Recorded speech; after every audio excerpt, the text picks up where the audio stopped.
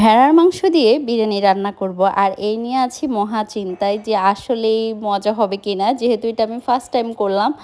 আর ভেড়ার যে একটা স্মেল থাকে ওটা আমার খুবই খারাপ লাগে, ভালো লাগে না।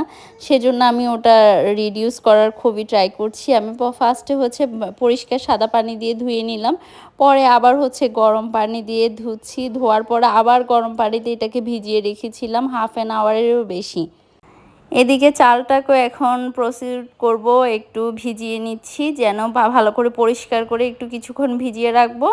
আর এটাকে ভিজানোর পর আবার গরম পানি দিয়ে ধুয়ে ছেঁকে রেখে দিচ্ছি। পেঁপে বাটাটা অ্যাড করব, সাথে আমি হচ্ছে পেঁয়াজ বাটা সব কিছু একসাথে দিয়ে দিচ্ছি, একটা পেস্ট তৈরি করে নিচ্ছি এবং এটা দিয়ে মেরিনেট করব। পাশে বেরেস্তা করার জন্য ঘি দিলাম তেলের সাথে। আর এটাকে মেরিনেট করার সময় আরেকটু সয়া সস দিচ্ছি, কারণ আমি আসলেই টেনশনে আছি যদি গন্ধটা করে, ভেড়ার মাংসের যে একটা গন্ধ থাকে ওটা নিতে পারি না। আদা রসুন প্রয়োজনীয় জিনিস, কাঁচামরিচ পেস্ট, লবণ সব কিছু দিয়ে মেখে নিচ্ছি। কিছুক্ষণ রাখার পরে এটাকে আবার সেই তেলটাতে যে তেলটা ছিল সেটাতে ভাজা করছি। ভাজা করে এখানের মধ্যে কষাবো, কারণ যে মশলাগুলো সেগুলো থেকে যে পানিটা বের হচ্ছে সেটা দিয়ে কষাবো। আর হচ্ছে সাথে আরেকটু সস দিয়েছি, এবার দিলাম টমেটো সস।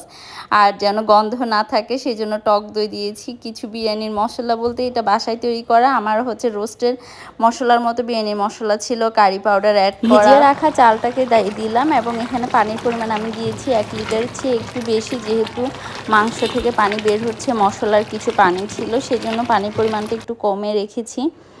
আর এটাকে একটু ভাজা ভাজা করে নিয়েছিলাম। লাস্টে হচ্ছে যে ঘি, কাঁচামরিচ, বেরেস্তা, কেওড়ার জল দিয়ে সার্ভ করা।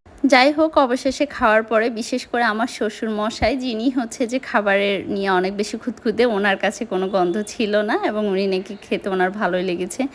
যাক, আলহামদুলিল্লাহ, আমি মোটামুটি সাকসেস হয়েছি বলতে পারি যে না, গন্ধ উনি পায়নি, যদিও আমার কেন জানি খেতে ভালো লাগে না।